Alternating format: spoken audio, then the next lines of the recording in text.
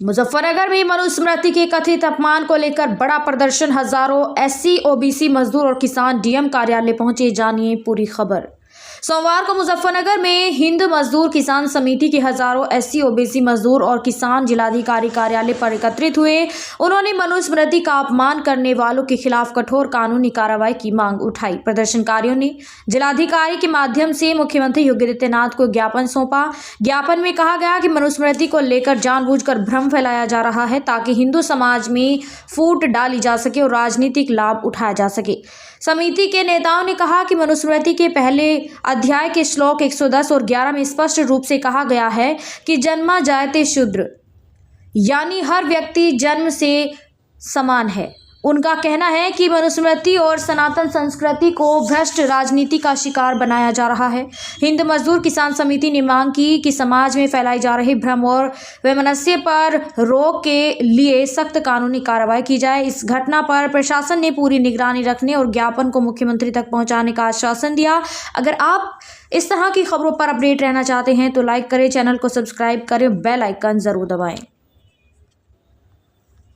अमित भाई, किस तरह का प्रदर्शन है आज? ये बहुत महत्वपूर्ण मुद्दा छेड़ दिया है आज भाई। ये प्रदर्शन जो है, आज हम लोग ओबीसी और एससी मोर्चा के जो लोग हैं जिन्हें मनुस्मृति के नाम से डराया जा रहा, उन्होंने इसका अध्ययन करा।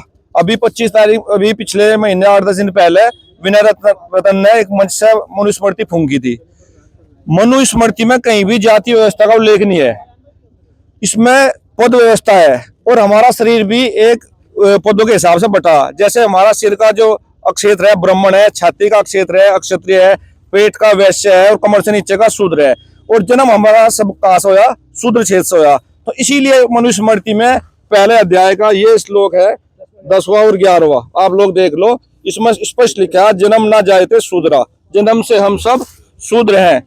इसलिए मनुस्मृति में कहीं भी जाति व्यवस्था नहीं है, कहीं भी इसमें कोई उल्लेख नहीं है। हम लोगों को बांटने का जो काम ये नेता कर रहे हैं, चाहे इसमें भीम आर्मी का विनय रतन हो, चाहे किसान यूनियन का युद्धवीर हो, वो भी भाई अलग अलग से बयान दे देने को हम हिंदू नहीं होनी। इसलिए भाई धन्य सुन लो, इसका विरोध होगा। ये तो हमें बता दो गलत, भाई किसी धार्मिक ग्रंथ में कुछ गलत हो तो भाई हमारे से डिबेट कर ले, बैठ कर आराम से, चाहे वो बिना मीडिया के कर ले, चाहे मीडिया के सामने कर ले। हम उसे समझा देंगे भाई इसमें वो गलत नहीं है। इसका अर्थ यो है, मतलब तर्क देख है, वैसा नहीं कि अड़ांग कोई मान ले तर्क कर रहा, बिल्कुल तथ्यों के साथ उसे देंगे। और बे मतलब बिना पढ़ो, उन्होंने पढ़ी भी नहीं होगी, आज लो और जला दी भाई। भाई अभी चैलेंज भी आपने किया है कि चाहे डिबेट कर ले, चाहे सामने बैठ के बात कर ले। हाँ। युद्धवीर का आपने नाम लिया है और एक और नाम आपने जी लिया जी है, भीम आर्मी के चीफ का। जी इस तरह का चैलेंज आप करते हैं भाई, जो भी हमें बंटेगा, हमें धार्मिक आधार पर इनको भाई हमारे धार्मिक ग्रंथ गलत है, हमारे धार्मिक भावनाओं को तोड़ के हम लोगों को जाति व्यवस्था में बांटने का काम कर रहे। तो चैलेंज ये है भाई, अगर मनुस्मृति में गलत है, जैसे उन्होंने मनुस्मृति फूंकी, इसमें कोई गलत है तो वो हमें दिखा दो। मनुस्मृति में कोई श्लोक गलत है तो हमें बता दो, हम बता देंगे। क्या आप तो हमारी समझ में ना आया, उनकी समझ में ना आया हो, ठीक है ना, वे हमें समझा दें, हम समझा देंगे। लेकिन बिना समझो बिना पढ़ो ऐसा ना करो, समाज को तोड़ने का काम जो कर रहे। अभी आपने एक बात कही कि मनुस्मृति 50 लेखकों द्वारा लिखी, बिल्कुल बिल्कुल, सरकार इसका सही और गलत का वो करे, वो भी बिल्कुल।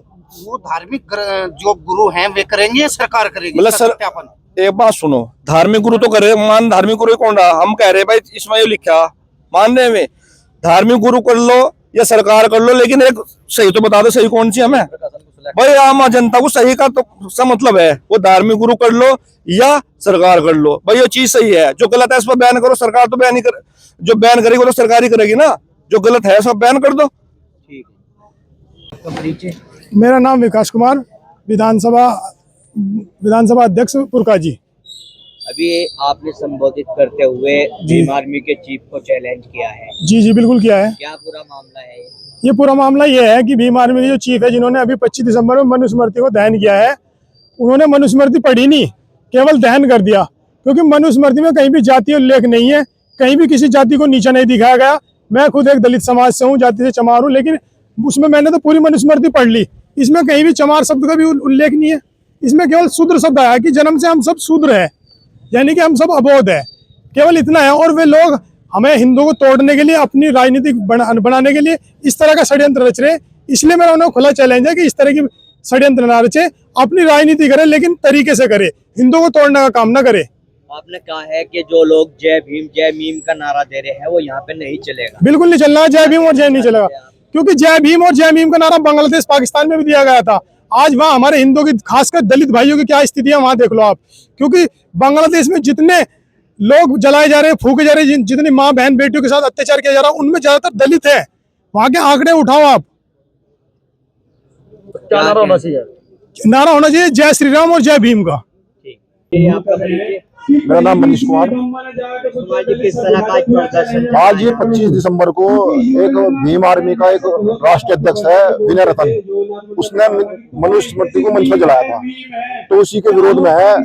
जब से उसने मनुष्य स्मृति जलाई है, हमने भी ये पढ़ी, उससे पहले हमने खोल कभी देखी थी, तो कहीं भी इसमें कोई बिरादरीवाद है, कोई उल्लेख नहीं, किसी बिरादरी के लिए कोई गलत शब्द लिख रखे, बल्कि ये जीने का तरीका सिखा रखा उसमें, और कैसे वर्ण व्यवस्था है वो बताया गया इसमें।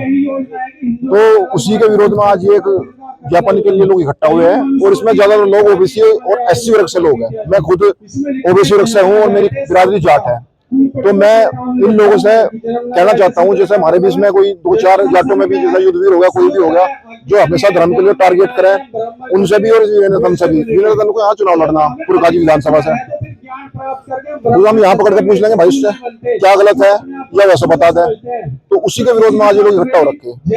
इस तरह की मांग आप लोग कर रहे हैं, क्या चाहते भाई हैं? ऐसे आदमी पे तो केस दर्ज हो, मुकदमा दर्ज हो, जो किसी की धार्मिक